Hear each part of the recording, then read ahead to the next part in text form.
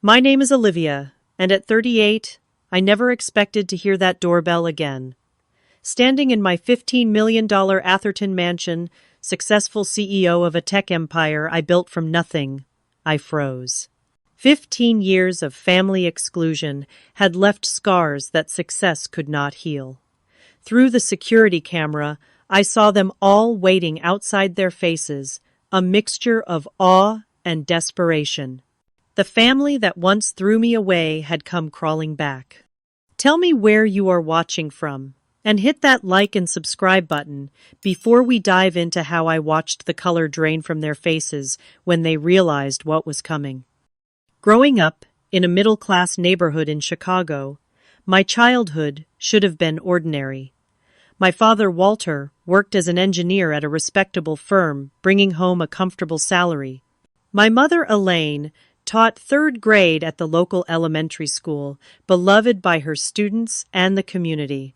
From the outside, we appeared to be the perfect American family, living in a four-bedroom colonial with a white picket fence and a golden retriever named Buddy.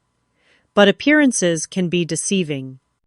I was the youngest of three children. My brother Philip was 7 years older, the golden boy who excelled at everything he touched. Football, scholarships, straight A's, and a charming personality that made everyone gravitate toward him. My sister Sophia, 5 years my senior, was the beauty of the family with her perfect blonde curls and dazzling smile. She was a talented pianist and the captain of the debate team. And then there was me, the afterthought. From my earliest memories, I felt the difference in how I was treated. While my siblings received praise and attention for their achievements, mine were met with indifference or criticism. When I brought home straight, as my mother would merely nod and say, "That is what we expect." When Philip or Sophia brought home the same grades, there would be celebrations and special dinners. "Why can you not be more like your sister?" my mother would ask when I struggled with piano lessons. "Sophia was playing Mozart at your age." My father was no better. He attended every single one of Philip's football games, cheering from the stands and boasting to his colleagues about his son's athletic prowess. But when I qualified for the state science fair in 5th grade, he claimed he was too busy with work to attend. "Science is not really a spectator sport, Olivia," he said dismissively. "Besides, I have an important meeting that day." I later discovered he had rescheduled that important meeting to watch Philip's practice game. My 10th birthday was the clearest example of where I stood in the family hierarchy. Mom had promised a small party at our house with a few friends from school. I had been looking forward to it for weeks, even helping to make the invitations by hand. The morning of my birthday, I woke up early, excited for the celebration. "Olivia, there has been a change of plans," my mother announced over breakfast. "Philip has a championship game today, and we all need to be there to support him. We will have to reschedule your party." My heart sank as I realized what was happening. "But Mom, my friends are coming in 2 hours. We cannot cancel now." "Do not be selfish," my father interjected. "This is a big day for your brother. Family comes first." Family comes first. That phrase would haunt me for years to come, especially when I realized it never seemed to apply when I was the one who needed support. The party was hastily canceled. I called each friend while fighting back tears, explaining that we would have to celebrate another time. Then I was dragged to Philip's football game, where I sat in the bleachers for 3 hours, forgotten as my parents cheered and my sister socialized with her friends who had also come to watch. No one sang happy birthday that day. No one mentioned it at all. When we got home, there was no cake, no presents, just leftover pizza from the celebration for Philip's winning game. I ate alone in my room, tears silently falling onto my plate. Sophia was perhaps the cruelest. As a young teenager, when I was still in elementary school, she found ways to torment me psychologically. She would invite friends over and then exclude me from their activities, locking me out of rooms or speaking in whispers that stopped the moment I entered. She borrowed my things without asking and returned them damaged if at all. When I complained to our parents, she would put on an innocent face. "Olivia is just being dramatic again," she would say, and they would believe her. Philip was not actively mean, just indifferent. As the big brother, he could have protected me from Sophia's bullying, but he chose to stay out of it. He lived in his own world of sports and popularity, too busy to notice the quiet suffering of his little sister. The only person who showed me genuine love was my grandmother Eleanor, my mother's mother. Grandma Eleanor lived an hour away and visited once a month. During those visits, I felt seen for the first time. "You have a special spark, Olivia," she would tell me as we baked cookies together in the kitchen. "One day, the world will see what I see in you." She brought me books because she noticed how much I loved to read, unlike my parents who viewed my reading habit as antisocial. She attended my science fairs and school performances, sitting in the front row and beaming with pride. With Grandma Eleanor, I did not have to compete for attention or love. It was freely given. In school, I excelled academically. My teachers praised my intelligence and creativity, but at home, these accomplishments were minimized. "Book smarts will only get you so far in life," my father would say when I showed him my report card. "You need to develop social skills like your sister if you want to succeed." I tried to join clubs and activities to win their approval. I signed up for debate team like Sophia, but when I advanced to regionals, my parents were too busy to attend. I tried out for soccer, hoping my father might show the same enthusiasm he did for Philip's sports. But when I made the team, he merely commented that girls' sports were not as competitive as boys'.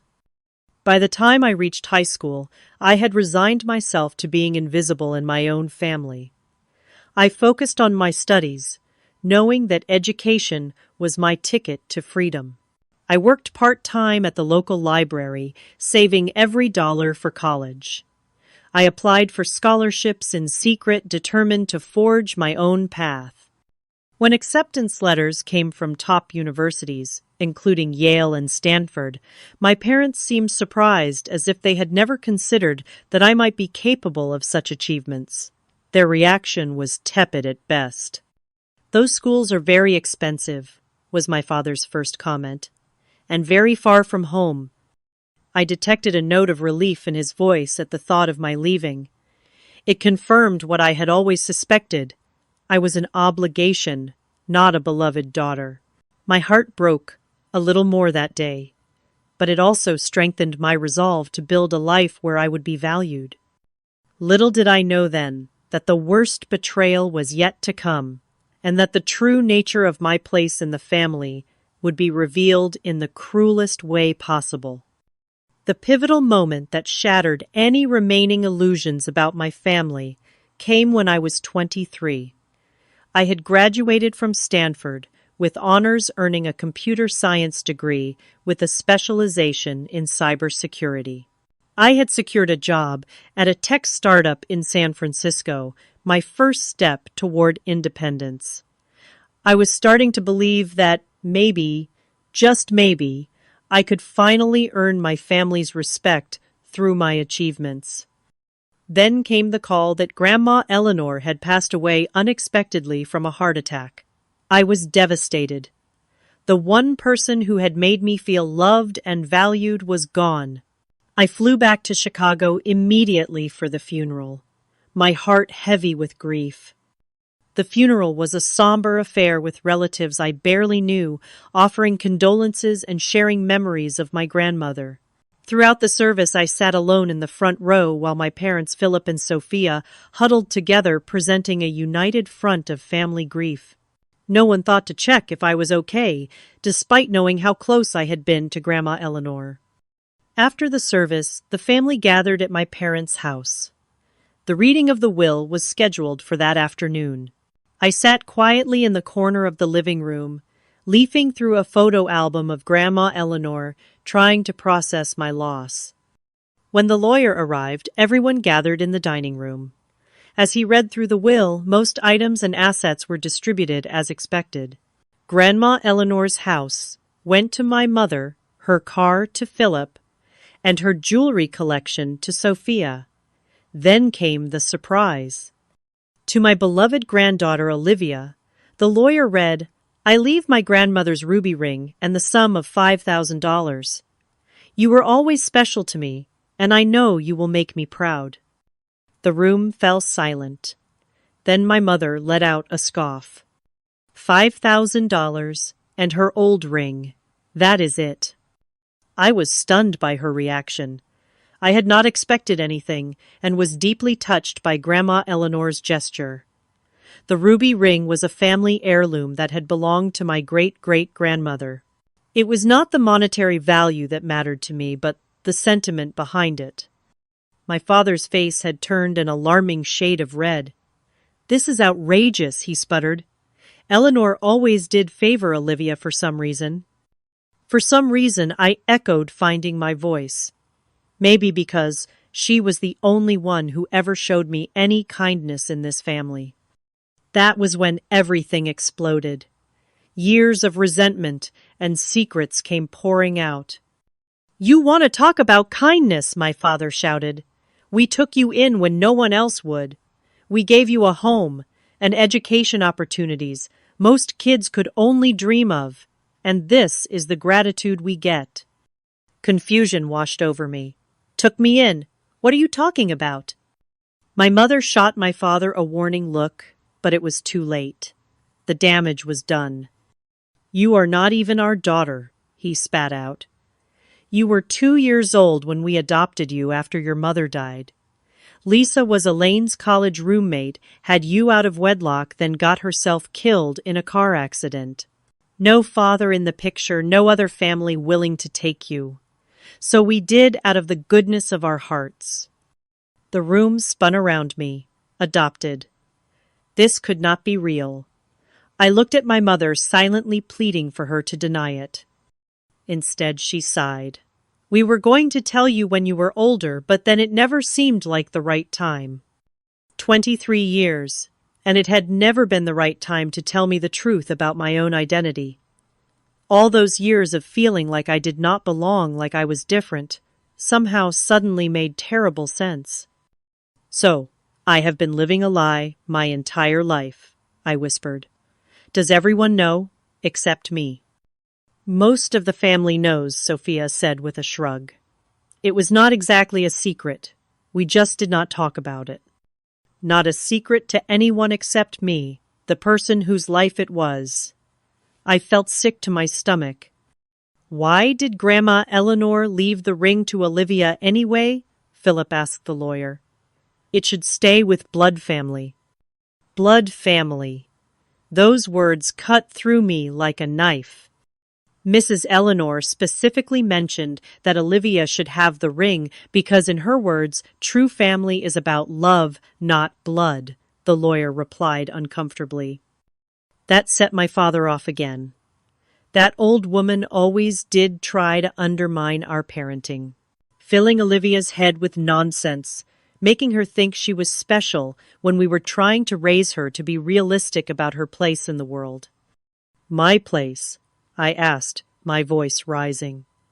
"And what exactly is my place in this family?" "You should be grateful we took you in at all," Sophia interjected. "Do you know how many orphans end up in the system? You had privileges most of them could only dream of." I looked at my sister, seeing her clearly for the first time.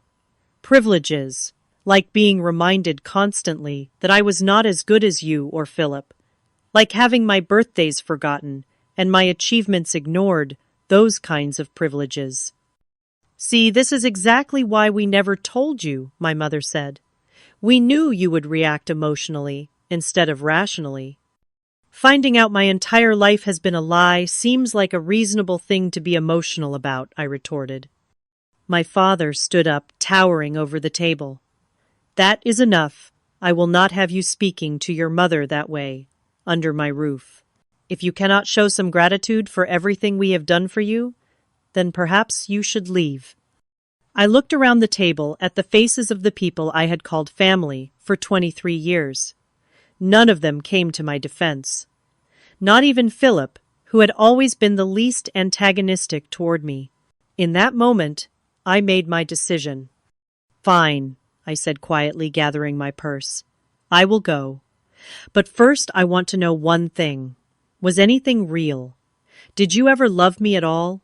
Or was I just a charity case you regretted taking on? The silence that followed was all the answer I needed. I walked out of that house and never looked back. The exclusion from family life became official after that day. I was not invited to Thanksgiving that year, or Christmas, or any family gathering that followed. I saw photos on social media of family reunions, holiday celebrations, and milestone events, all without me.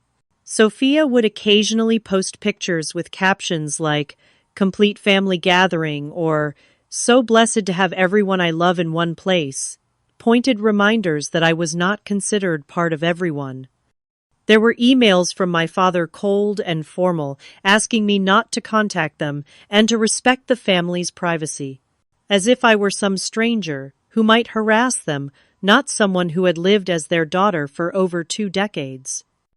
The ultimate pain came when I saw photos of my parents proudly attending Philip's wedding and later the birth of Sophia's first child. Moments I should have been part of erased from the family narrative as thoroughly as if I had never existed. With the $5,000 from Grandma Eleanor and her ruby ring as my only inheritance, I cut all ties and vowed to build a life so successful that they would one day regret throwing me away. Little did I know just how dramatically that vow would be fulfilled. With just $5,000 to my name and a ruby ring, I vowed never to sell. I arrived in San Francisco, determined to forge a new beginning. The money would not last long in one of America's most expensive cities, so I had to be strategic. I found a tiny apartment in a less desirable neighborhood, sharing with 2 other young women I found through a housing board at a local coffee shop. My portion of the rent consumed nearly half of my savings immediately. Alice was a nurse working night shifts, and Jordan was a graduate student in literature. Both were too busy with their own lives to pry into mine, which suited me perfectly. The apartment was cramped with just enough space for a twin bed and a small desk in my room. The kitchen was barely functional, and we shared one bathroom between the 3 of us. It was a far cry from the comfortable suburban home I had grown up in, but it was mine, and there was freedom in that. I secured an entry-level job as a technical support specialist at a small software company. The pay was minimal, barely covering my expenses, but it was a foot in the door of the tech industry. My days consisted of answering calls from frustrated users, troubleshooting basic problems, and documenting issues for the development team.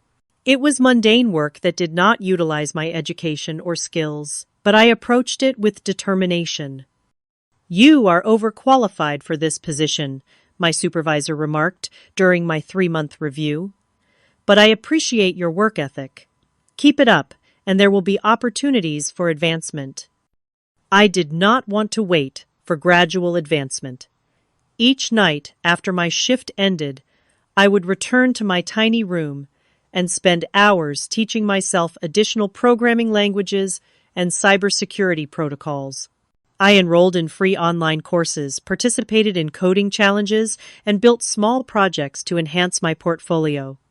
Sleep became a luxury I could rarely afford, but every hour of work was an investment in my future. To save money, I lived on ramen noodles and peanut butter sandwiches.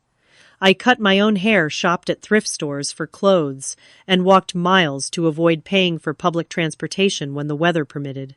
Every dollar saved was a dollar that could keep me independent from the family that had rejected me. 6 months into my self-imposed exile, I attended a free tech workshop at the public library.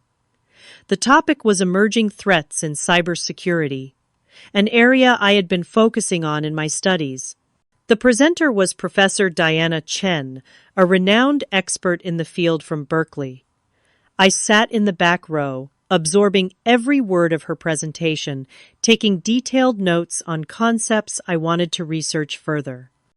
When the formal presentation ended and the crowd began to disperse, I gathered my courage and approached her with a specific question about encryption protocols she had mentioned. Professor Diana looked surprised by the technical nature of my question. "That is an insightful observation," she said. "Most people would not have caught that nuance. Are you working in the field?" I explained my background and current situation, carefully omitting the personal details about my family. Something about Professor Diana's kind eyes and attentive listening made me feel seen in a way I had not experienced since Grandma Eleanor. "You have a good mind for this work," she said after our conversation. "I am hosting a hackathon next month at Berkeley. You should come." That hackathon changed the trajectory of my career. Working with a team of strangers, I helped identify a significant vulnerability in a popular financial application. Our solution won third place, and more importantly, caught the attention of several industry professionals. Professor Diana became my unofficial mentor, inviting me to additional events and recommending resources to further my education. "You have a unique perspective on security," she told me, after I shared some of my ideas. "You see vulnerabilities others miss because you think differently." Under her guidance, I began developing a concept for a new approach to data protection, one that focused on behavioral patterns rather than traditional password systems.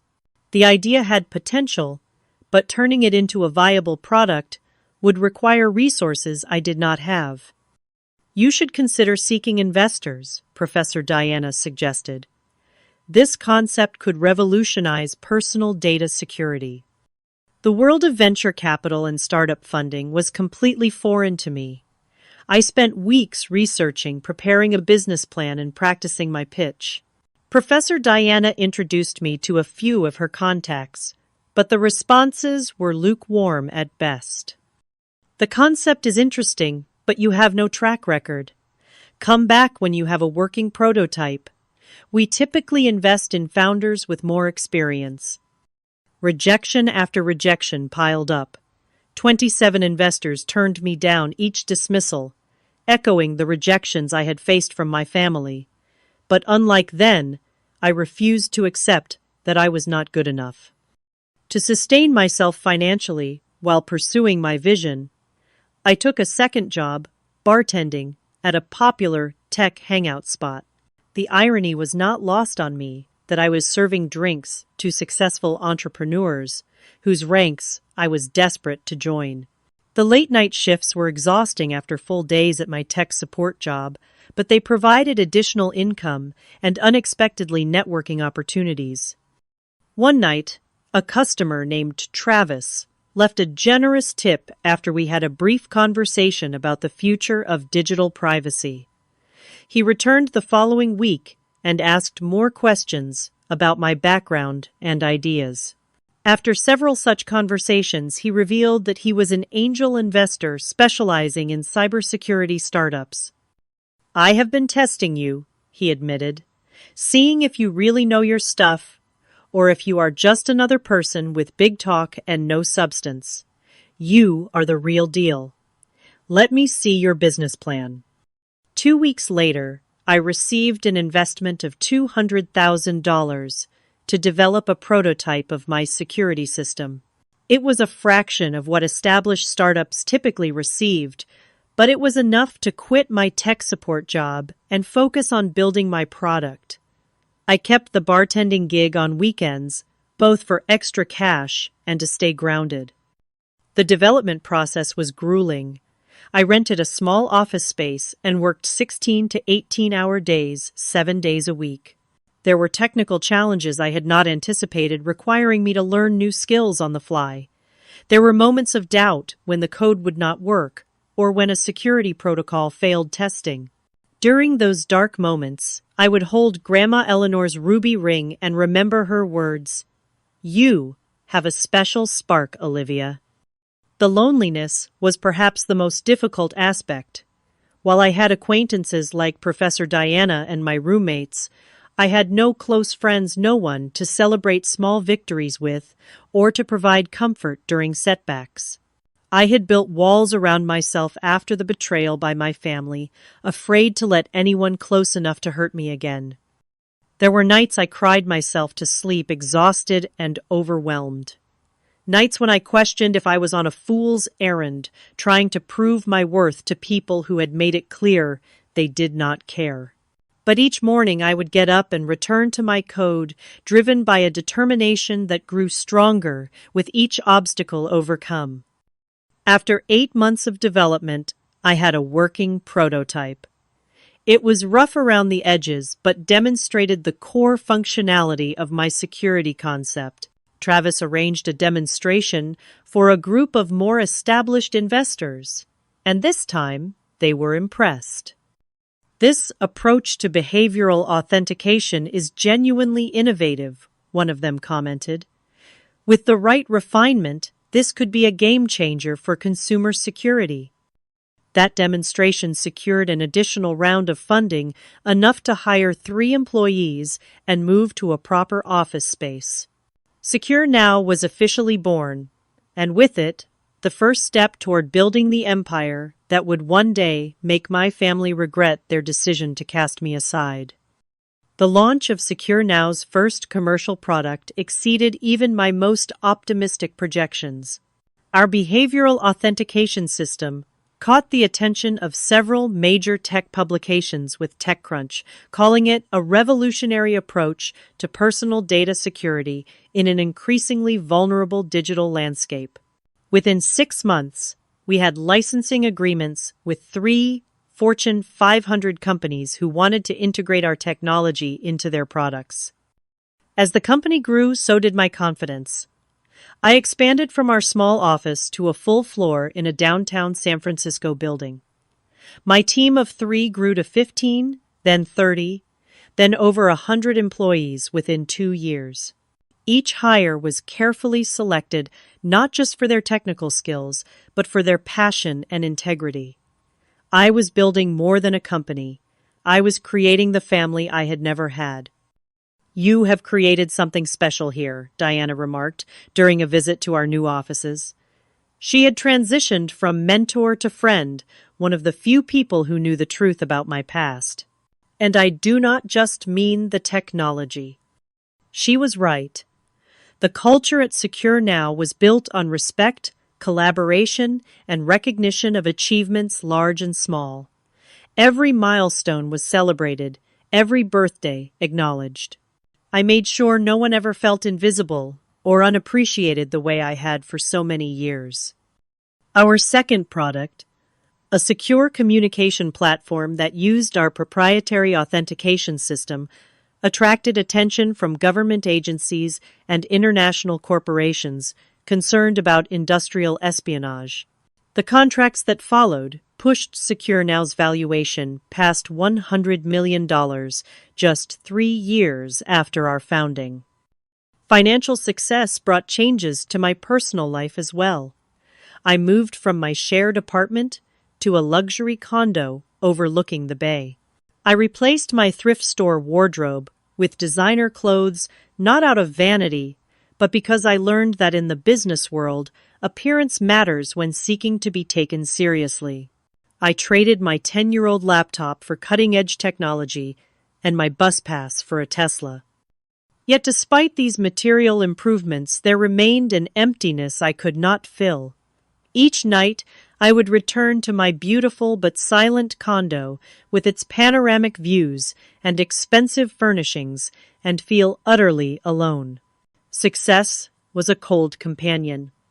On the 5th anniversary of Secure Now's founding, we secured our biggest deal yet, a $200 million contract to overhaul the security infrastructure for a consortium of international banks. The celebration at the office was jubilant, with champagne flowing and employees cheering as I announced bonuses for everyone. But when the party ended and everyone went home to their families, I returned alone to my condo and opened a bottle of wine. As I sipped my drink on the balcony, I found myself scrolling through social media, a habit I had mostly broken, but occasionally indulged in moments of weakness.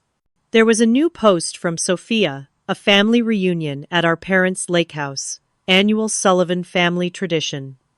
So blessed to have everyone together, the caption read. Everyone, except me, of course. I closed the app and made a decision. If I could not have the family I was born into, I would create a life so full and meaningful that their absence would no longer matter. The next day, I began looking for a permanent home somewhere that could become my sanctuary. After weeks of searching, I founded a sprawling estate in Atherton, the most exclusive neighborhood in the Silicon Valley area. The $15 million property featured a main house with 7 bedrooms, a guest house, a pool, and extensive gardens on 3 acres of land. "Are you sure about this purchase?" my financial advisor asked. "It is a significant investment for a single person."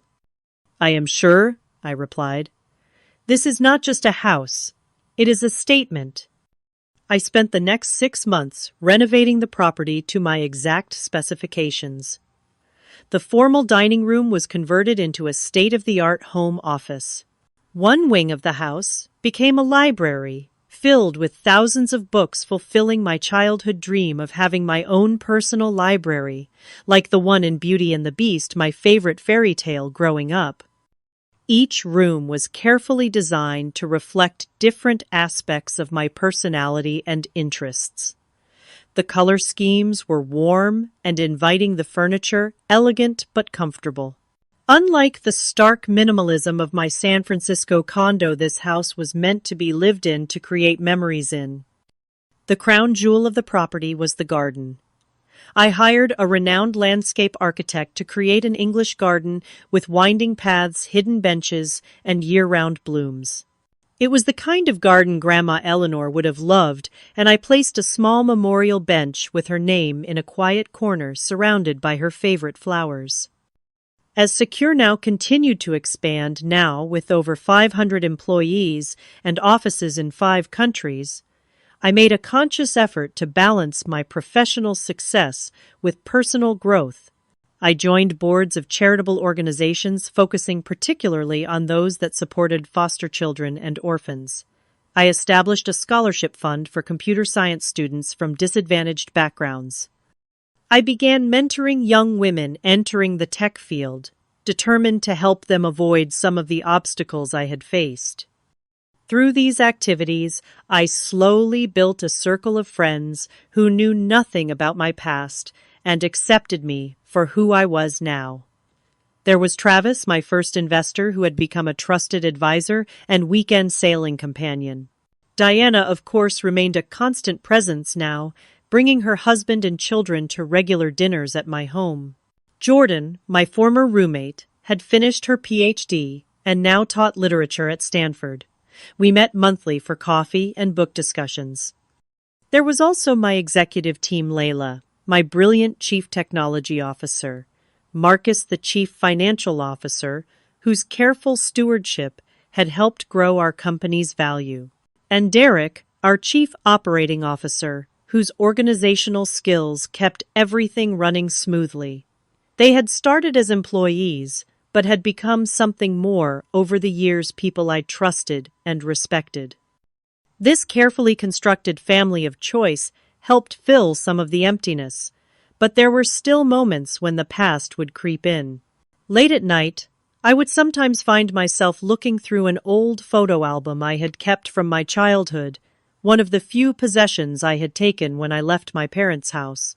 The smiling faces in those photos seemed to belong to strangers, now people I once thought loved me, but had proven otherwise.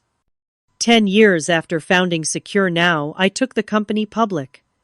The IPO was wildly successful, making me a billionaire overnight, at least on paper. My face appeared on the cover of business magazines with headlines like, Security Queen: How Olivia Sullivan Built a Tech Empire from Nothing. If my biological family saw these articles, they never reached out. Their silence was both a relief and a lingering wound. On the 15th anniversary of the day I had been cast out of my family, I hosted a charity gala at my Atherton estate. The event raised over $10 million for foster care organizations, a cause that had become deeply personal to me. As I stood addressing the crowd of Silicon Valley elites, politicians, and celebrities who had paid thousands of dollars for the privilege of attending, I could not help but reflect on the journey that had brought me here. From a confused and hurt young woman with just $5,000 and a ruby ring to my name, I had transformed into one of the most powerful women in tech. The mansion around me, the respect of my peers, the impact of my charitable work, all served as testimony to what I had achieved despite, or perhaps because of being discarded by those who should have loved me most. Yet for all my success there remained a small wounded part of me that still wondered why I had never been enough for them. That part was about to get an unexpected answer when the very next day my security system alerted me to visitors at my gate. It was a quiet Sunday morning, the kind I cherished after busy weeks of meetings and business travel. I was enjoying a cup of coffee on my terrace, still in my silk pajamas, watching hummingbirds flit around the feeders I had installed throughout the garden. The tranquility was shattered by the chime of my security system, indicating visitors at the front gate. Annoyed at the unexpected interruption, I picked up my tablet to check the security camera. What I saw made my coffee cup slip from my fingers and shatter on the stone floor. There they were, standing at my gate like ghosts from a past life. My father Walter, now in his 70s, his once dark hair completely gray, his tall frame slightly stooped with age. My mother Elaine beside him, her face more lined than I remembered, but still wearing the same pearl necklace she had worn for as long as I could recall. Philip stood slightly behind them, heavier, now his former athletic build softened by middle age. And Sophia, still immaculately dressed and groomed, her blonde hair now expertly highlighted to hide any graying, with 2 children clutching her hands, a boy who looked about 10 and a girl of perhaps 8. 15 years. 15 years of silence, of exclusion, of pretending I did not exist, and now they were here, standing at the entrance to the life I had built without them. My first instinct was to ignore them, to let them wait at the gate until they gave up and left. But curiosity won out. What could possibly have brought them here? After all this time, what could they want from me now? With trembling hands, I pressed the intercom button. "Can I help you?" I asked, my voice carefully neutral. "Olivia! It is Mom and Dad," my mother's voice crackled through the speaker, "and Philip and Sophia. We were hoping we could talk to you." Talk to me, after 15 years of silence. I should have said no. I should have told them to leave and never come back. But some deeply buried part of me, that little girl who had always longed for her family's approval, made me press the button to open the gate.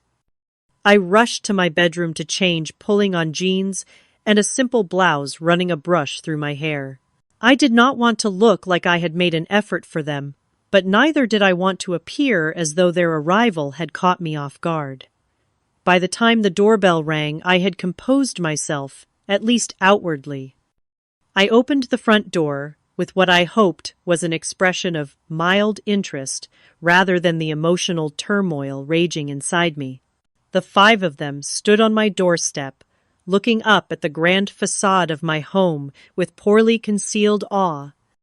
"Olivia," my mother said, stepping forward with arms outstretched as if to embrace me, "you look wonderful." I stepped back slightly, avoiding the hug. Thank you, I replied coolly. This is unexpected. We have been trying to find the right time to reach out, my father said, his voice softer than I remembered. When we saw the article about your charity gala in the Wall Street Journal, we thought it might be time to reconnect. The Wall Street Journal. Of course. They had not come because they missed me or regretted their actions. They had come because they had seen evidence of my wealth and success in a national publication. Please come in, I said, my hospitality on autopilot, even as my mind processed this revelation. I led them through the grand foyer, with its marble floors and sweeping staircase, into the main living room, where floor-to-ceiling windows overlooked the gardens and pool. This is quite a home, Philip said, whistling softly as he took in the custom furnishings and original artwork on the walls. Thank you, I replied, simply gesturing for them to sit on the Italian leather sofas.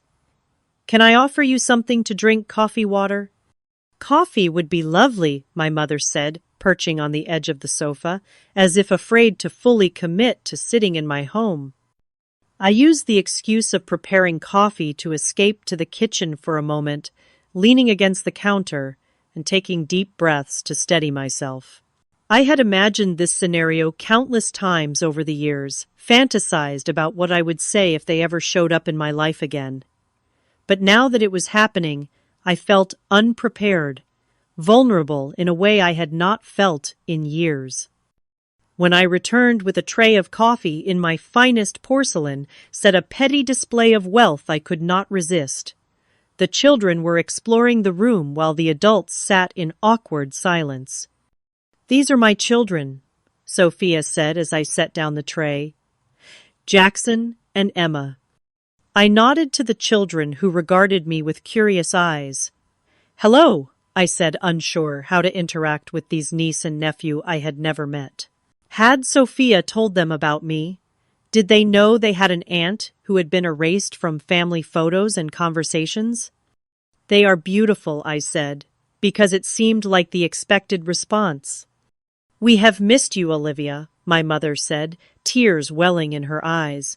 The performance was almost convincing. All these years we have thought about you. Have you? I asked, my voice steady, despite the anger bubbling just beneath the surface. That is interesting, because I have not received so much as a birthday card or a Christmas greeting in 15 years. We did not know how to reach out, my father said. After the way things ended, we did not know if you would want to hear from us. You could have tried, I pointed out. My email address has not changed. My company is not exactly difficult to find. We have been following your career, Philip interjected. Reading about your success, we are all very proud. Proud, I repeated, the word tasting bitter on my tongue. Now you are proud. Not when I graduated with honors, not when I started my company, not when I needed support and encouragement. Only now, when I have a mansion and a billion-dollar company now, you are proud. An uncomfortable silence fell over the room. The children sensed the tension and moved closer to their mother, who put protective arms around them. Olivia, my father said after a moment, clearing his throat. We did not just come to reconnect, though that is certainly our hope. We also came because, well, we could use your help. And there it was. The real reason for their sudden appearance in my life. What kind of help, I asked, already knowing the answer. Financial help, my father admitted, having the grace to look embarrassed. My company went bankrupt last year. The economic downturn hit us hard, and at my age, finding new employment has been challenging. I lost my job in the tech sector 6 months ago, Philip added. Been freelancing, but it is not stable. And I am going through a divorce, Sophia said, her voice dropping, to ensure her children did not hear. Harold left me for his secretary classic story. The settlement is still being negotiated, and my lawyer bills are astronomical. I looked at each of them in turn. These people who had cast me out when I had nothing and had returned now that I had everything. The audacity was breathtaking. "We were thinking," my father continued, apparently mistaking my silence for consideration, "that perhaps you could help us restart the family business. A loan of about 2 million would allow us to re-establish ourselves and create something the whole family could be part of." "The whole family," I repeated. "Yes," my mother said eagerly. "You could be part of it too, of course. Though I imagine you are too busy with your own company. But you could be a silent partner, and it would help secure your niece and nephew's future." She gestured to the children, a calculated move to pull at heartstrings I was not sure I still possessed. "We would pay you back, of course," my father added, "with interest, and perhaps you could consider allocating some shares in your company to the family trust. Keep it all in the family, so to speak." The nausea I felt was overwhelming. The sheer nerve of them to walk into my home after 15 years of silence and ask not just for money, but for a piece of the company I had built entirely without their help or support. To speak of family as if it were a concept that still included me when it suited their financial needs. "I see," was all I said, my mind already formulating a response they would never forget. I rose from my seat, with deliberate calm smoothing the fabric of my jeans as I gathered my thoughts. The room felt charged with tension, my family watching me with expressions ranging from hope to thinly veiled calculation. "Please make yourselves comfortable," I said with practiced hospitality. "The coffee is imported from a small cooperative in Colombia. I visited the farms myself last year." This casual mention of international travel, of the kind of lifestyle where one could personally visit coffee producers halfway around the world, was not lost on them. My father's eyes narrowed slightly, recalculating the extent of my wealth. Sophia glanced around the room with renewed interest, as if mentally appraising the value of each piece of furniture and artwork. I excused myself briefly and returned with a leather-bound album and my laptop. Setting both on the coffee table, I resumed my seat across from them.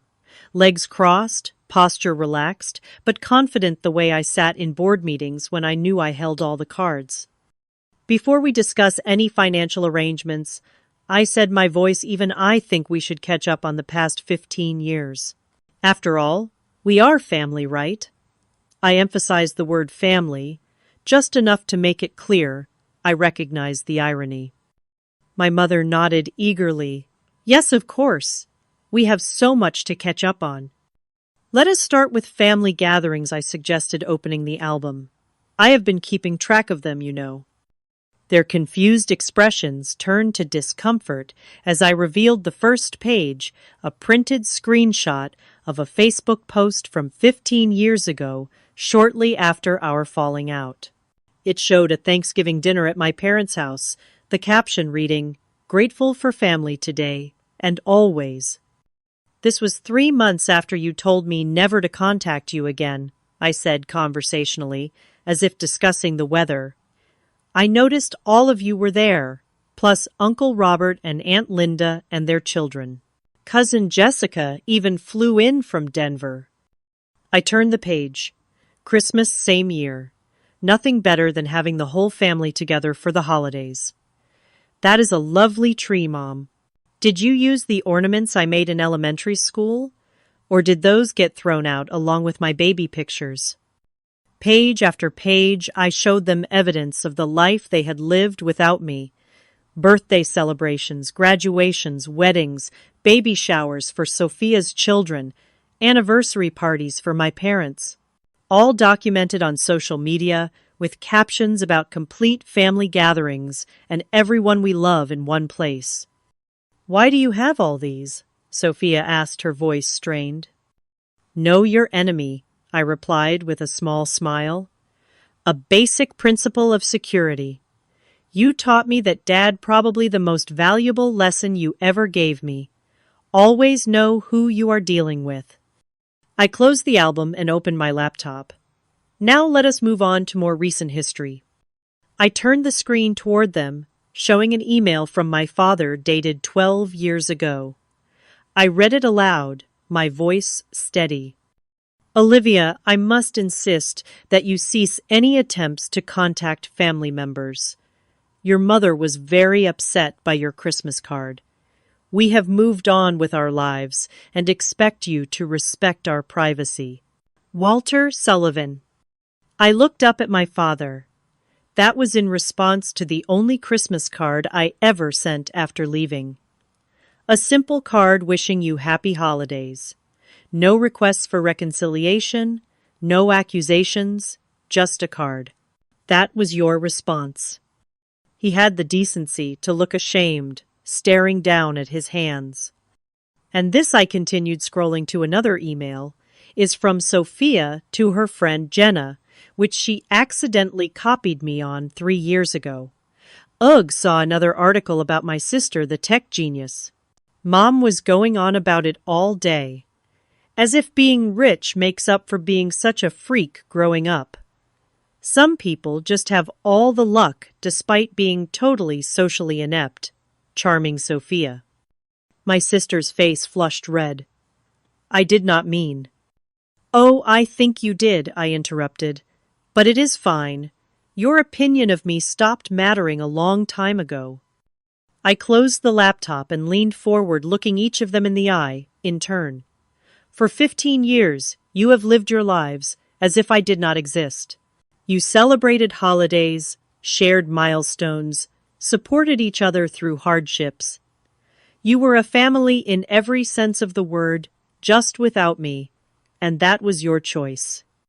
I stood and walked to the window, looking out at the garden I had created at the bench, dedicated to Grandma Eleanor, the only family member who had ever truly loved me. Now you come here to the home I built, to the life I created entirely without your help, and you talk about family as if it is something that can be picked up and put down whenever it becomes convenient or profitable. I turned back to face them. Let me be very clear. I do not need a family that only wants me when I have something to offer them. I do not need parents who only acknowledge me when I am successful. I do not need siblings who mock me behind my back, but come asking for handouts. The color had drained from my father's face. My mother was crying silently, whether from genuine remorse or frustration at the failure of their plan, I could not tell. Philip stared at the floor, and Sophia sat rigid with anger or embarrassment or both. That said, I continued my voice, softening slightly, as I looked at the children who appeared confused and uncomfortable. I do not believe in punishing children for the sins of their parents. I returned to my seat and addressed my niece and nephew directly. Jackson Emma, I am your Aunt Olivia. We have never met before today, but that is not your fault. I would like to get to know you both, if you are interested. The children looked to their mother for guidance, uncertain how to respond to this stranger claiming to be their aunt. And to that end I said, returning my gaze to the adults, I will not be giving you $2 million to restart a family business that failed once already. I will not be signing over shares of my company to a family trust. What I will do is establish education funds for Jackson and Emma to ensure they have the opportunity to attend any college they choose when the time comes. Sophia's expression was a complex mixture of relief, disappointment, and wounded pride. We do not need your charity, she began. It is not charity, I cut her off. It is an investment in the only innocent parties in this room.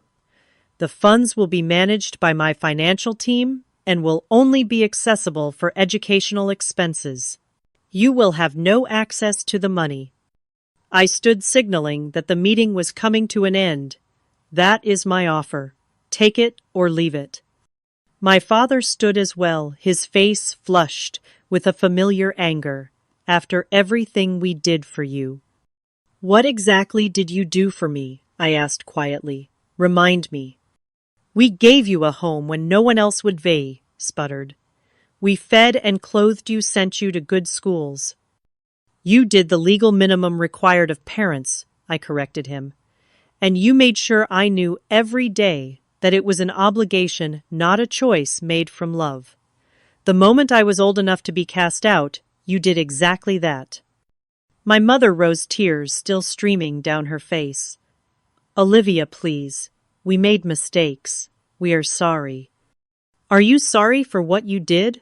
Or sorry that I became successful without you? I asked. Because those are very different things. She had no answer to that. I think it is time for you to go, I said gently, but firmly. My assistant will contact you regarding the education funds for the children if you choose to accept them. Otherwise, I wish you all well in your future endeavors. I walked them to the door, maintaining my composure through sheer force of will. As they stepped outside, Sophia turned back, her expression softer than I had seen it in decades. For what it is worth, she said quietly, I am proud of what you have accomplished. I really am. Too little too late. But I nodded acknowledgement of her words. Take care of your children, Sophia, I replied. They deserve better than what we had. I closed the door on my past and leaned against it, finally allowing the tears to come. They were not tears of sadness or regret, but of release.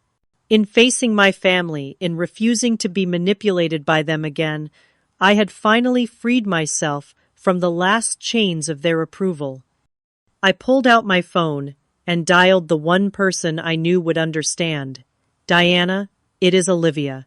Can you come over? My family just left, and I need a friend right now. As I waited for Diana to arrive, I looked around at the beautiful home I had created, at the life I had built from nothing but determination and the belief that I deserved better. For the first time, I truly believed that Grandma Eleanor would be proud of the woman I had become, not just for my success, but for finding the strength to stand up for myself. The sound of tires on the driveway announced Diana's arrival just 30 minutes after my call.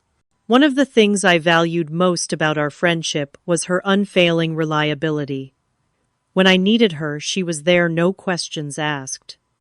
She found me in the garden, sitting on Grandma Eleanor's bench, the ruby ring gleaming on my finger as I twisted it absently, a habit I had developed over the years when deep in thought. Hey, she said softly, sitting beside me. Rough day. I smiled weakly. You could say that. I recounted the entire encounter from the moment I saw them on the security camera to their final departure. Diana listened without interruption, her face reflecting my own emotions as the story unfolded. $2 million in shares in your company, she repeated when I finished.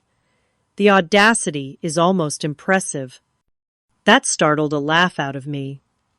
Right after 15 years of radio silence, they show up expecting a handout, as if all the years of exclusion and cruelty never happened.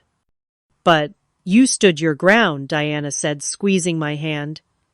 You offered help to the children without letting the adults manipulate you. That took courage.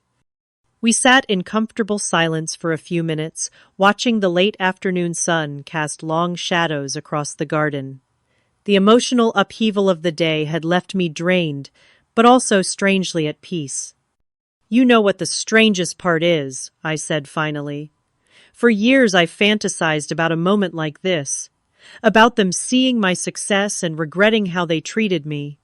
But now that it has happened, it feels empty somehow. Their regret, if they even feel, it does not change anything. Diana nodded thoughtfully. Because you have realized that their approval was never the prize you thought it was. Her words resonated with a truth I had been slowly discovering over the years. Exactly.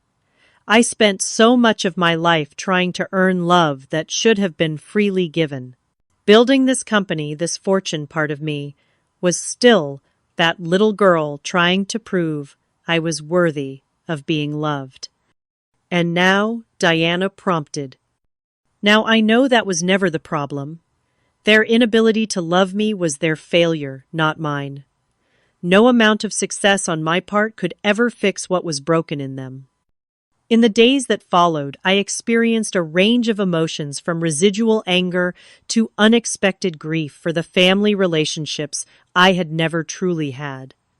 But beneath it all was a growing sense of liberation, the last lingering hope that they might someday acknowledge their wrongdoing, that we might somehow become a real family, had been laid to rest. That fantasy had been holding me back in ways I had not fully recognized. A week after their visit, I made a decision that would change the course of not just my life, but potentially many others.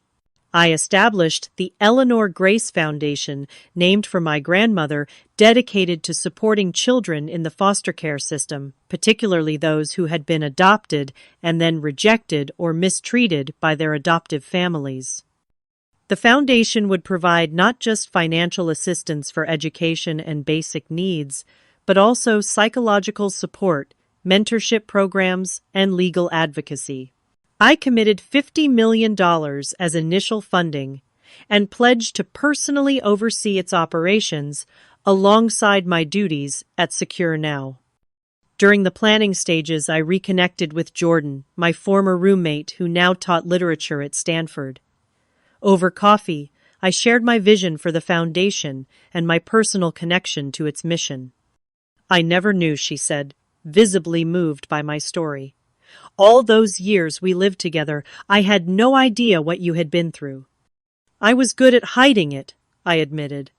I did not want anyone's pity.